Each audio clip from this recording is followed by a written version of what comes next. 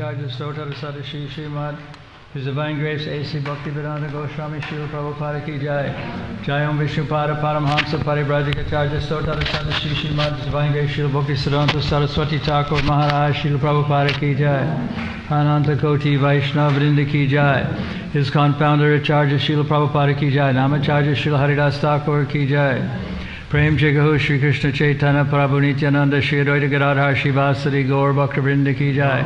Sri Sri Radha Krishna Gopinath Shama Kunda Radhakunda Giri Govardhana Ki Jai. Shri Navadip Dham Ki Jai. Shri Mayapur Dham Ki Jai. Shri Jagannath Puri Dham Ki Jai. Shama Veda Bhakta Vrinda Ki Jai. All glories to the assembled devotees. All glories to the assembled devotees. All glories to the assembled devotees. All glories to Shri Shri Guru and Shri Gauranga.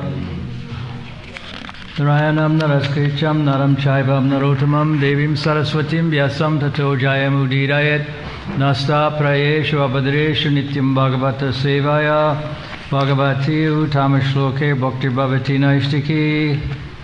Reading from the Srimad Bhagavatam, 2nd Canto, 10th chapter, texts 11 and 12. In some editions it's combined, 11 and 12. 11's on the board, okay.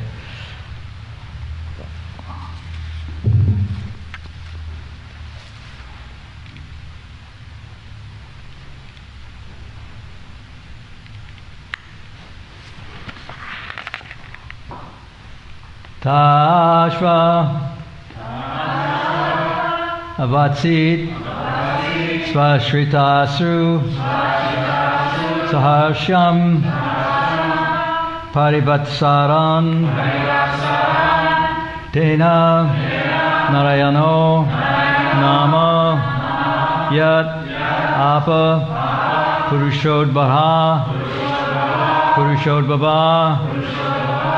Tashvati Tatsva Srishtastu Sahashram Parivatsaraham Tena Narayana Namo Tarapa Purushodbhavaha Tasva Atsit Swavsrastisha Tashvatsi Tatsva Sritashu Sahasran Parivatsaran Tena Narayana Namo Yarapa Purushodbhava Tashu in that Avatsit resided Sva own Srishtasu in the matter of creation. Sahasram 1,000. Parivatsaran years of his measurement. Tena for that reason. Narayanaha the personality of Godhead named Narayan. Nama name. Yat because. Apaha water. Purushan Udbhava emanated from the Supreme Person. Translation. That Supreme Person is not impersonal and therefore is distinctly a Nara or person. Therefore, the transcendental water created from the Supreme Nara is known as Nara. And because he lies down on that water, he is known as Narayan. Responsively. That Supreme Person is not impersonal and therefore is distinctively a Nara or person. Therefore, the transcendental water created from the Supreme Nara is known as Nara. And because he lies down on that water, he is known as Narayan. Text 12, I'll just read through this. You don't have to respond. Dravyan larnacha kalascha svabhavo jiva cha yadanugrahata santi yadshanta yarupekshaya. Dravyam, physical elements. Karma, action. Cha, and kala, time. Cha, also. Svabhava Jiva, the living entities, Eva, certainly, Cha, also, Yat, whose, Anugrahata, by the mercy of, Santi, exist, Na, does not, Santi, exist, Yat Upekshaya, by negligence. Translation. One should definitely know that all material ingredients are activities, time, and modes, and the living entities who are meant to enjoy them all exist by His mercy only. And as soon as He does not care for them, everything becomes non-existent, responsibly. One should definitely know that all material ingredients, activities, time and modes, and the living entities who are meant to enjoy them all exist by His mercy only. And as soon as He does not care for them, everything becomes non-existent. Purport by Srila Prabhupada. The living entities are the enjoyers of the material ingredients, time, modes, etc., because they want to lord it over the material nature. The Lord is the Supreme Person, and the living entities are meant to assist the Lord in His enjoyment and thus participate in the transcendental enjoyment of everyone. The enjoyer and the enjoyed both participate in enjoyment, but deluded by the illusory energy, the living entities want to become the enjoyer, like the Lord, although they are not meant for such enjoyment.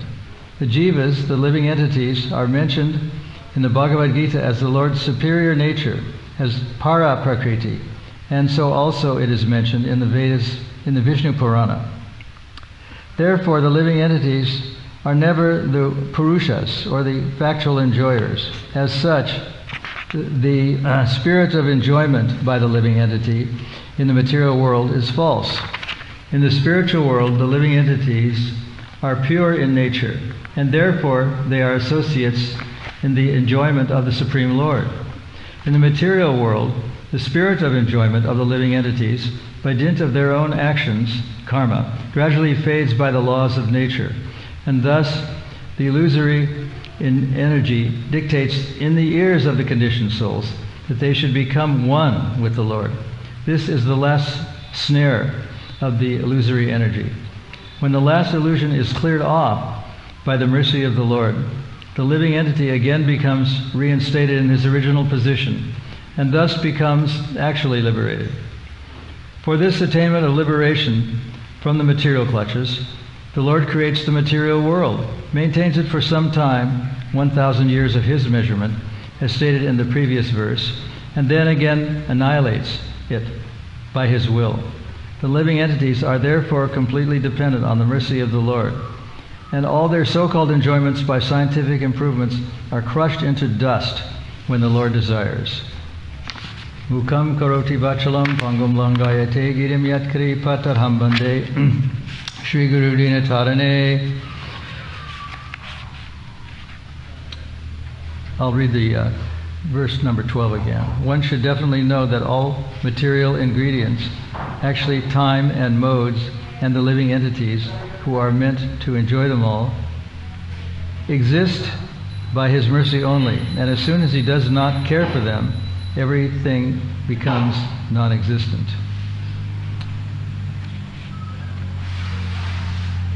People are very caught up in what Prabhupada has called here the enjoying spirit of enjoyment. Sometimes people actually seem to be happy and enjoying Mother Nature or a nature walk or waterfalls or anything, but and they seem to be smiling and happy. That's called the spirit of enjoyment, or enjoying the illusory energy. That is a concept of enjoying material things and not actually true enjoyment. According to what Prabhupada has written here, and according to the Srimad Bhagavatam, actual enjoyment is only when we can enjoy for the sake of Krishna, not for ourselves. That is the main difference. And as he says, the last snare is that one wants to become one with God. And throughout the Srimad Bhagavatam and various teachings, Prabhupada seems to be inveighing against the impersonalists, or those who want to become one with God, as the last snare of Maya. In other words, they think that nothing is enjoyable, and therefore they can negate everything. That's oneness with God, and God is therefore one can become God. One is able to become one with the Lord. So that's the difference between one who is a materialist and one who's a spiritualist. And Prabhupada is saying that everything is ultimately crushed into dust. We think that we're going to live for a long time, maybe 100 years, 200 years, 300 years, 700 years. But even that 700 years is but a blink of an eyelid in the grand sweep of time, in the eternal time. It seems like it's a long time, and people are generally wish to live for a long time, meaning 100 years or 120 years or 200 years or whatever. But it's just a tiny, almost minuscule moment that doesn't exist because we have the concept in Krishna consciousness of eternal time. The time has not a limit. One of the things that devotees are most enamored with is camaraderie. That's very seldom talked about. It's a sort of a term of friendship, and when devotees who are supposedly more advanced than we are seem to be enjoying things, their enjoying spirit is not at all material. In one of the lectures on Nectar of Devotion, Prabhupada is talking about the importance of association, and he says that even if he read somewhere in the Nectar of Devotion or somewhere in one of the Shastras, that even if a person is fully engaged in deity worship, when a Vaishnava suddenly, without notice, extemporaneously appears, that one can give up worshiping the deity and accommodate the devotee. So association is extremely important, and we don't realize how important it actually is. The International Society for Krishna Consciousness was created for an association of devotees. And it's said, Prema Maitre Prapopeksha, in the 11th canto of Srimad Bhagavatam, there's a famous verse that says, Ishvara tada dineshu, palisheshu vishatsuyat, Prema Maitre Prapopeksha yat karoti chamadrima. That a devotee has to worship the Supreme Lord, preach to the innocent people, innocent being people who are unfamiliar with the Krishna consciousness movement, like the many people who are witnessing this talk outside of this temple all over the world, and at the same time develop a close relationship with devotees. That is very important. In a sense, it's more important than developing a relationship with the Supreme Lord. It's kind of like a vehicle to that relationship, because to worship a devotee, or one who we think is more advanced than we are, is like worshiping the Supreme Lord. So it's a kind of a way that the Supreme Lord can be worshipped. The Society for Krishna Consciousness was created so that there can be a relationship between devotees. And it's also stated that one should avoid intimate association with those who are not devotees. I know that sounds a little bit unreal or unusual, but it's part of the preaching process. The one preaches to the innocent and doesn't develop a close relationship. In the Upadeshamrita, it is said that one should be very open with devotees. Guyam akyati pritchati is the meaning of secrecy. Guyam means secret. And we have many confidential or secret revelations of ourselves that we don't share with anyone and everyone, just devotees or devotees that we're particularly close with, that we are enamored with. It's not meant for everyone to wear their so-called hearts on their sleeves. Some do, but they are often thought to be a little bit scattershot or scatterbrained, but the society was constructed so that people would develop close relationships, prema maitri prapokiksha, with devotees, and in that way to see that they can have a relationship with the Supreme Lord. Not long ago, there was a conversation between a couple of devotees, Naranjan Swami and Shimaran Swami, in Hungary, in that temple. And it was a very, they were discussing mostly points of philosophy, of Shastra. And it was very much appreciated by devotees to see this camaraderie exists between so-called senior devotees or devotees who had been practicing Krishna consciousness for a long time. One of the elements of developing love for God is developing love for devotees, and developing love for devotees is essential. Therefore, the society has been created. It's a kind of a not exactly a mutual admiration society, but a way of cementing relationships between like-minded peoples. There's another phrase that Prabhupada talks about, cementing relationships with like-minded people. And like-minded means people who are essentially thinking that there's something beyond the spirit of enjoyment in the material world. That is what Prabhupada calls intelligence. We think intelligence may be measured in brain capacity or IQ, but actually it's measured in knowing that there is something beyond this material world. As Sanatana Goswami once said, Ke ami, or who am I? He was very learned, not only in English, but in Sanskrit and Persian and Arabic, a very learned person. But he said, he's noted for saying that even though people call me a very learned person, and he was a very highly advanced person materially. He was working for the leaders of the society, the Nao Hussain Shah and others. But his intelligence was to ask Lord Chaitanya, who am I? I mean, people think that I'm very intelligent. Gramakata is the notion of ordinary people. Gramakata, they think I'm very learned and very advanced, but even I don't know who or what I am. So how is that advanced? And that's what the measure of intelligence is, that those who wonder what they are or what they really are about, that is the measure of real intelligence. So intelligence is not how many things we can learn or memorize or how. And once Prabhupada gave the example of Isaac Newton, although he was known as a very learned person. I think that was a ring. Even though he was a very learned person and known for changing the whole course of scientific understanding, he is known for saying that I have a handful of grains of sand, and there are many grains, millions of these grains all over the beaches of the world. So what have I done? What unusual, what great brain power do I have? It's all very, very much a small particle in the vast sweep of knowledge. One of the things that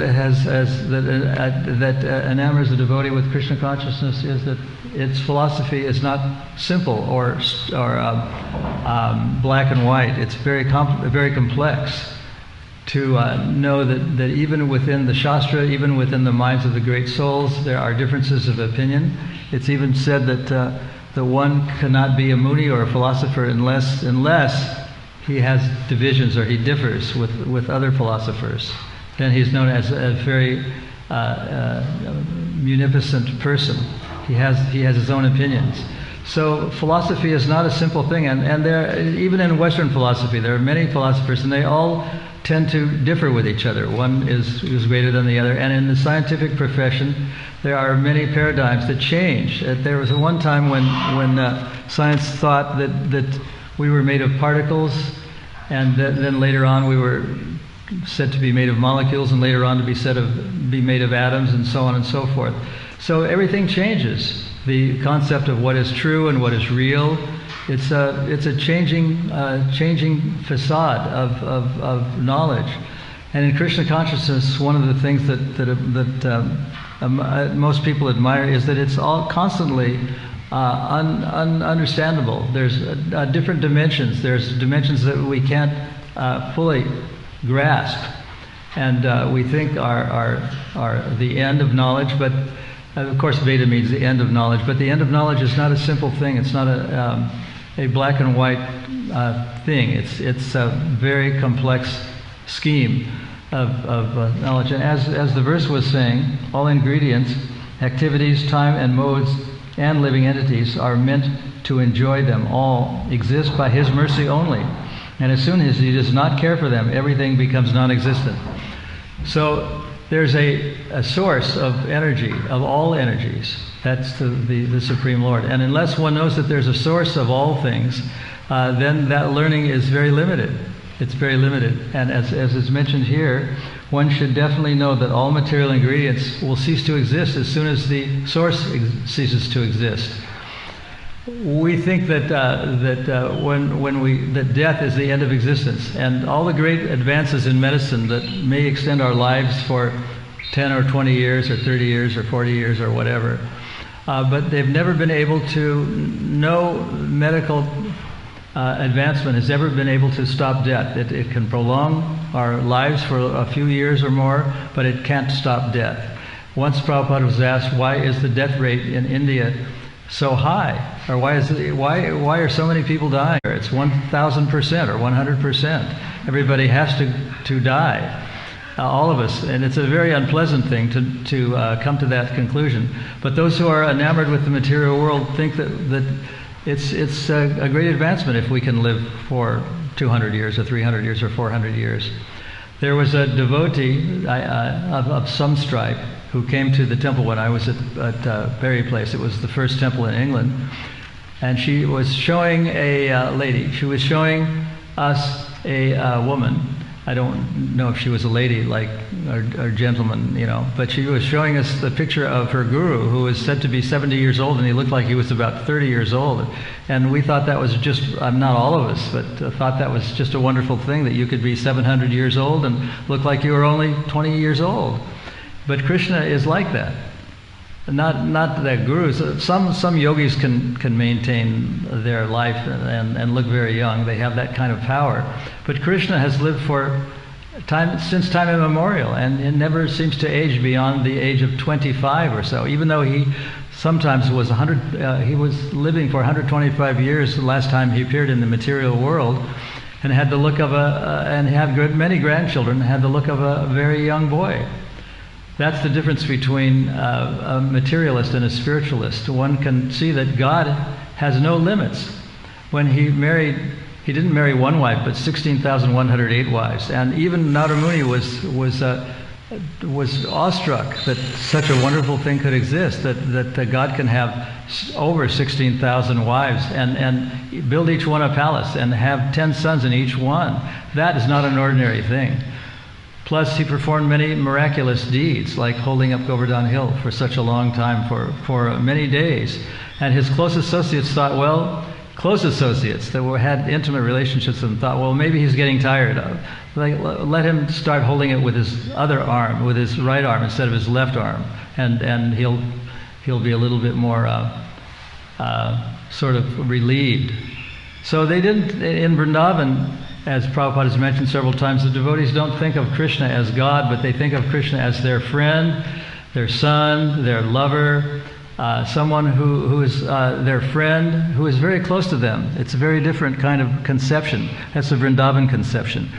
Of course, we worship God in the Lakshmi Narayan form, in awe and reverence. That's the Vaikuntha method. But in Vrindavan, they have an intimate, very close relationship, all of the devotees, with Krishna. They think of Krishna as their friend, and they don't think of him as a superior being. They think of him as an equal or an inferior sometimes. And this is what separates the Vrindavan mentality from the rest of the world. He can be a perfect son who can cry real tears when chastised by his mother. He can be the perfect actor. He can be the perfect friend. He can be the perfect lover. He can be the perfect anything. That's the nature of Krishna. And He can be, that's the Vrindavan mood. He can be anything that seems to be ordinary, but it's not ordinary. So that's the difference between the Vrindavan mood and the beginning mood, where we worship Krishna with awe and reverence, like in the Vaikuntha, he's worshipped with awe and reverence. That, of course, is not wrong to worship God with awe and reverence, but Vrindavan has a special prerogative that they can worship Krishna as an equal or an inferior. When Krishna, as it is stated in the 10th canto of the Srimad Bhagavatam, when Krishna lost a game when he was playing with his young friends, he had to carry them on his shoulder. He had to take the inferior role. So that happens sometimes, and that's the mood of Vrindavan. So I'll stop there and ask if there are any points or questions or comments. I know it's a bit early, but I want to leave a little time to make this a little more interactive. And it doesn't have to be about stuff that was discussed today, it can be about anything really. Yes? The Maharshi mentioned that if a devotee is worshipping the deities and someone else turns up, he can leave the deities behind and attend to a devotee. So what about the Gayatri mantra? If someone is chanting Gayatri mantra and being interrupted by someone else? There are a lot of things which we can't follow because we're not ready to, and they appear in books like Chaitanya Chaitamrita and the Srimad Bhagavatam, and in books by Sanatana Goswami like Gopal Champu, and we can't follow them all, but nevertheless they're there. They're in writing, and they need to be learned and studied, even though we can't do everything at this point. We can't be intimate with Krishna, but some people can be, and we have to realize that that's a possibility. Not for everyone, but it's possible.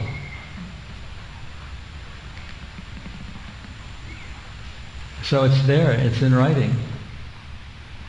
Some people, I mean, in one place it's written that one should go to the 10th canto before fully understanding the earlier cantos of Srimad Bhagavatam, first canto, second canto, and third canto.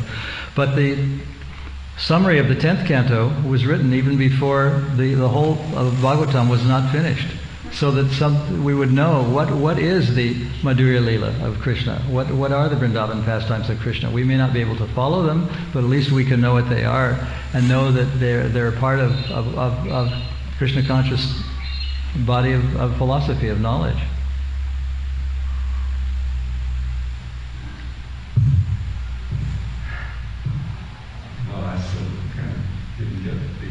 The answer. Can we stop chanting Gayatri mantra if we are being interrupted by another devotee, or shall we finish? Well, stopping Gayatri mantra is kind of like stopping reading. We have to do it even though we don't understand everything, and even though we're not on that level, on the highest level. It doesn't mean that we can't read about the highest level, or we can't know that there is such a thing.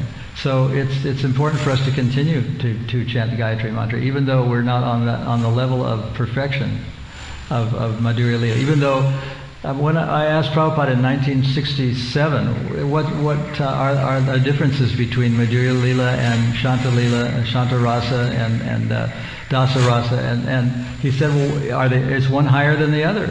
And it's stated in the Srimad Bhagavatam that actually does exist. But his answer at that time, because I was very much of a neophyte, was technically there is a difference. Technically there are certain higher and certain lower rasas and relationships with Krishna, but that's not for us to learn.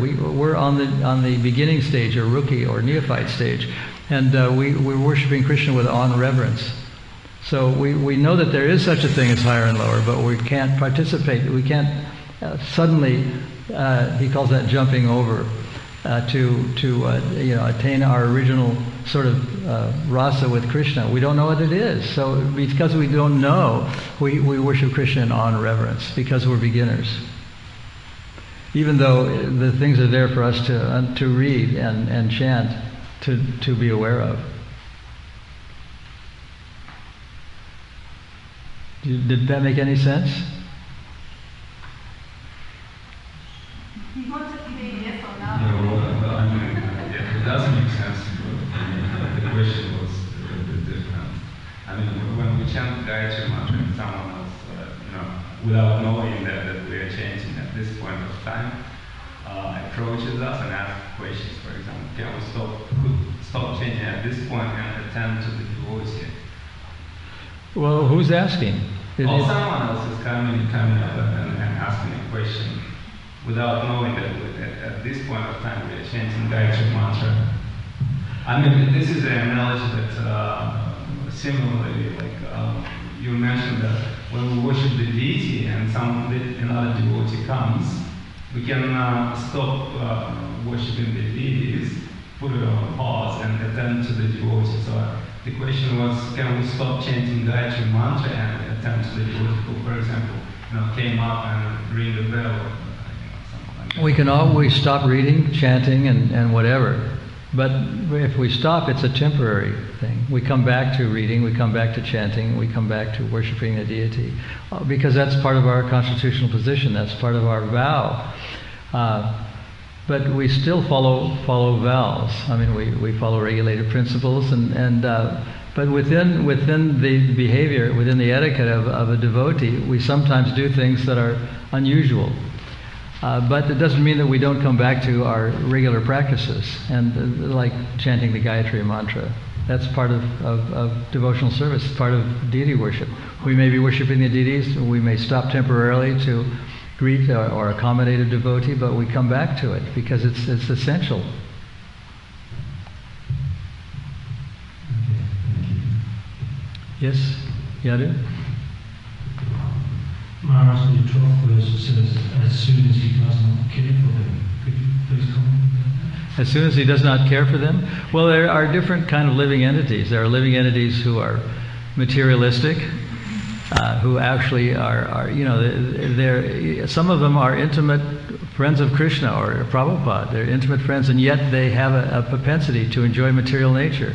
It so happens that intimate friends of Krishna were envious, and there was a devotee, what was his name, Ramchandra, I think, who was used to feed devotees a lot of food, and he was very critical.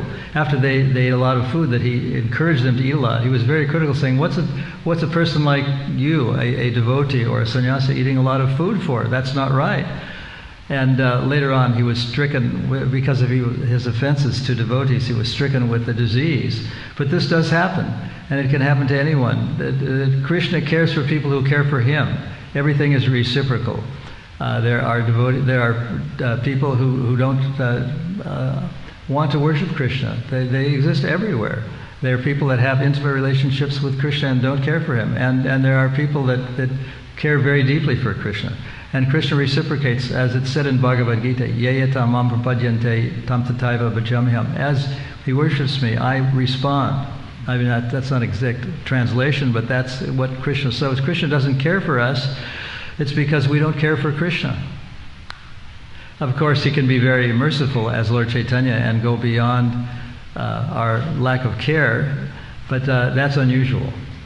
Like there was an instance that we read about in Chaitanya Chaitamrita about Gopinath Patanayaka, who was not exactly embezzling, but he was a tax collector, and you know the story. He was taking more than his supposed share, and he developed a bit of a conflictual relationship with a Mohammedan, not a Mohammedan, but a prince. He wasn't a Mohammedan; he was a Hindu prince, and he was because the king wanted the money that was purloined.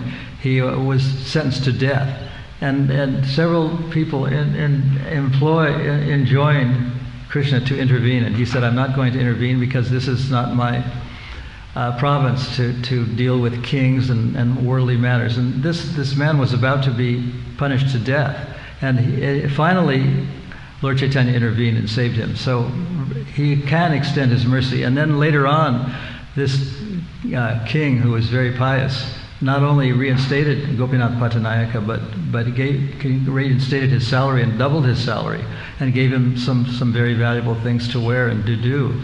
And he mentioned that anyone who is in the family, this Gopinath Patanayaka was a brother of Ramananda Roy, who was a very intimate associate of Lord Chaitanya. So the king said that anyone who is in that family is worthy of I just wanted the money. I didn't want him to be punished to death. So when Lord Chaitanya did intervene, it was helpful to everyone, including Gopinath Panayaka, who was not only purloining money but using the money to see dancing girls. It was said in Chaitanya Chaitamrita. So he wasn't exactly on the level, but Lord Chaitanya was very merciful to him and saved him from death. So it can happen. Yes? Thank you, Maharaj. My question is, in developing your relationship with Krishna, sometimes we think, oh, Krishna did guide us or did something for us. So how do we not know it's not speculation and it is actually... The best way to know that it's not speculation is to consult the Shastras, the Guru, and the writings of previous acharyas. Otherwise, we don't know. We're just guessing. We're neophytes. We're rookies. We're assuming a lot of things. So we have to take advice and guidance from people who we think are superior to us in terms of realization. That way, we can be reasonably assured we're doing the right thing. I'll just give an example. I was living in my house, my family home for many years, and when the flood came and pushed me out, I saw that as Krishna's arrangement. So can I think that Krishna's helping me move on? Or am I just speculating? Well, anytime we face adversity, we can say it's Krishna's arrangement. It may be, it may not be, but we have to know whether it's Krishna's arrangement or not. We have to consult with people that we regard as superior to us in terms of their level of realization. Thank you. So I think we'll end there. Hare Krishna. Srimad Bhagavatam ki jai. Srila Prabhupada ki jai.